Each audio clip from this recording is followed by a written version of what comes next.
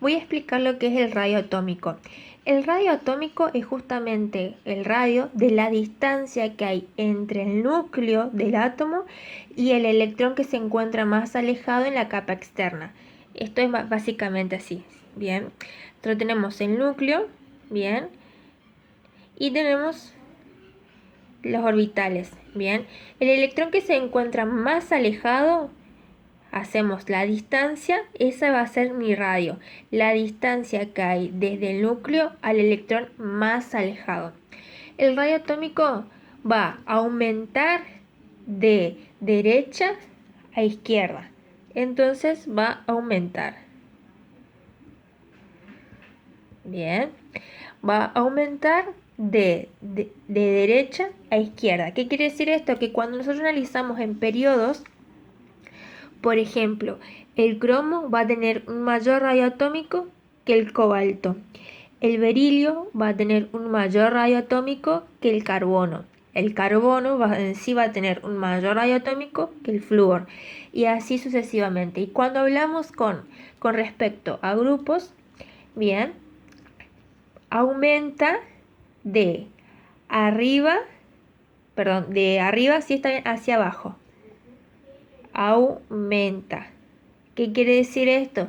Que por ejemplo, el cesio, ¿sí?, va a tener un mayor radio atómico al sodio, por ejemplo. El bario va a tener un mayor radio atómico al magnesio. O viceversa, el magnesio va a tener un menor radio atómico al calcio. El cromo va a tener un menor radio atómico al molibdeno. Y así sucesivamente. ¿Qué es la electronegatividad? La electronegatividad es la tendencia que tiene un elemento a atraer los electrones de un enlace de otro elemento. Bien, la electronegatividad va a aumentar de izquierda a derecha. Aumenta. ¿Qué quiere decir esto? Que con respecto a los periodos, bien, por ejemplo, el berilio va a tener menos electronegatividad que el carbono. El magnesio va a tener menos electronegatividad que el fósforo, pero a su vez podemos decir en viceversa que el arsénico va a tener una mayor electronegatividad que el zinc. Muchas veces la electronegatividad la encontramos en la tabla periódica, en la parte de atrás de la tabla periódica. Tiene esto.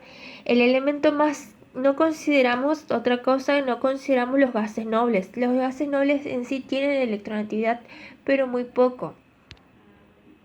Por lo tanto, no se considera los gases nobles, en donde podemos decir que el elemento con más electronegatividad de la tabla periódica va a ser el flúor, y el elemento con menos electronegatividad de la tabla periódica va a ser el francio. ¿Sí? Eso lo pueden comprobar ustedes con la tabla periódica. Luego, va a aumentar la electronegatividad de abajo hacia arriba. Aumentar, ¿bien? ¿Qué quiere decir esto? Que por ejemplo, el litio va a tener una mayor electronegatividad que el francio. El calcio va a tener una mayor electronegatividad que el radión. O viceversa. El yodo va a ser menos electronegativo que el escandio. Y así sucesivamente. Vamos con lo que ahora es la afinidad electrónica. Bien, la afinidad electrónica y la energía de ionización son casos contrarios, pero a su vez tienen la misma forma de aumentar. La afinidad electrónica se basa en la medición de la energía liberada por un átomo en un estado fundamental y no en estado gaseoso al recibir un electrón. En sí, la afinidad electrónica aumenta de izquierda a derecha, ¿sí?, y aumenta de abajo hacia arriba.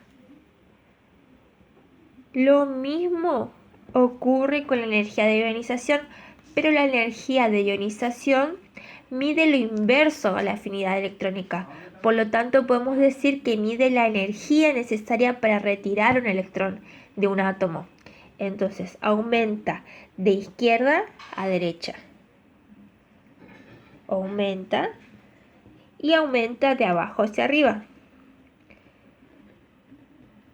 aumenta. Por lo tanto, afinidad electrónica, por lo tanto, por ejemplo, el sodio va a tener una mayor afinidad electrónica que el cesio, ¿sí? El calcio va a tener una mayor afinidad electrónica que el escornio, ¿sí? Y así sucesivamente. Lo mismo va a ocurrir con la energía de ionización.